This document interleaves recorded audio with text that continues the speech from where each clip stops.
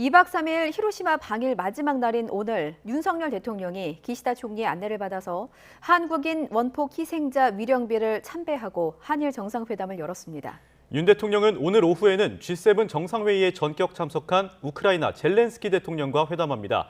한미일 정상회담은 짧게 열릴 예정인데요. 현지 취재기자 연결합니다. 박석영 기자. 네, 일본 히로시마입니다. G7 마지막 날인 오늘 여러 핵심 일정이 숨가쁘게 진행되고 있습니다. 자, 우선 오늘 아침에 있었던 한국인 원폭 희생자 위령비 참배 그리고 한일 정상회담 소식부터 알아볼까요? 네, 제 뒤로 보이는 건물이 2차 세계대전 일본 패전의 상징물 히로시마 원폭돔이고 이 주변으로 평화기념공원이 조성돼 있습니다.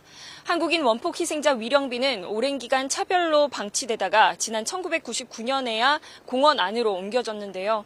윤석열 대통령과 기시다 후미오 일본 총리는 오늘 아침 7시 반 이곳에서 헌화하고 또 묵념하며 공동 참배를 했습니다. 기시다 총리 부부가 먼저 도착, 윤 대통령 부부를 맞아서 안내를 했고 그제 윤 대통령이 직접 만났던 원폭 피해 동포들도 함께했습니다. 5분 정도 짧게 참배를 마친 한일 두 정상 바로 평화공원 내 국제회의장으로 자리를 옮겨서 2주 만에 다시 정상회담을 열었습니다. 양국 정상은 모두 발언에서 공동 참배 소감을 밝혔는데요. 들어보겠습니다. 한국인 원폭 피해자에 대해 추모의 뜻을 전함과 동시에 평화로운 미래를 준비하기 위한 우리 총리님의 용기 있는 행동으로 기억될 것입니다. 日韓両国の関係においても、また世界の平和を祈る上においても大変重要なことであったと感じています。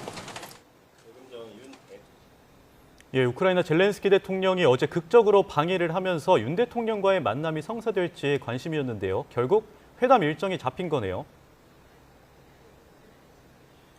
네, 깜짝 방일로 시선을 모았던 우크라이나 젤렌스키 대통령, 우리 대통령과 오늘 오후 정상회담을 합니다. 우크라이나 요청에 따라 정상회담을 하게 된 건데요. 살상 무기 이야기가 나올 가능성 등에 대해 대통령실은 우크라이나가 거의 모든 나라의 회담을 신청하고 있고 비슷한 이야기를 할 거로 보인다며 우리는 우리의 주관과 원칙에 따라 이야기하겠다고 답했습니다. 이어 한국이 인도적 지원이라고는 하지만 포괄적 지원으로 다 들어가 있고 전쟁 수행뿐 아니라 전후 처리 과정 국제법의 모든 과정에서 한국은 주도적 역할을 하겠다는 입장이라고 부연했습니다. 젤렌스키 대통령과는 첫 회담이지만 윤 대통령은 지난 16일 우크라이나 특사 자격으로 방한했던 올레나 젤란스카 여사와 만난 적이 있습니다. 젤란스카 여사는 당시 비살상 무기 지원과 재건 참여를 요청했고 윤 대통령은 나토 회원국 국제사회와 긴밀히 공조에 지원하겠다고 약속했습니다. 윤 대통령은 오늘 G7 정상회의 확대 세션에도 참석해 우크라이나 사태와 북한 미사일 위협 등을 거론하며 보편적 가치를 위반한 대표적 사례라고 지적할 전망입니다. 자, 그동안 한미일 두 정상끼리만 만나는 양자 외교가 잦았습니다. 이번 G7을 계기로 한미일 정상이 한자리에 모이는 거죠?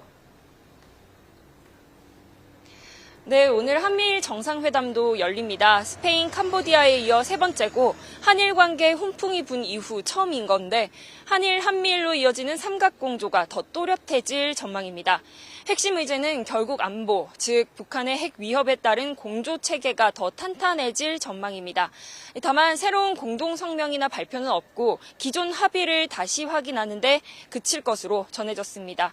다수의 양자 다자 회담으로 인해 한미일 정상은 상대적으로 5분에서 10분 짧은 시간 동안 만나고 논의 내용을 각국이 발표하게 되는데요.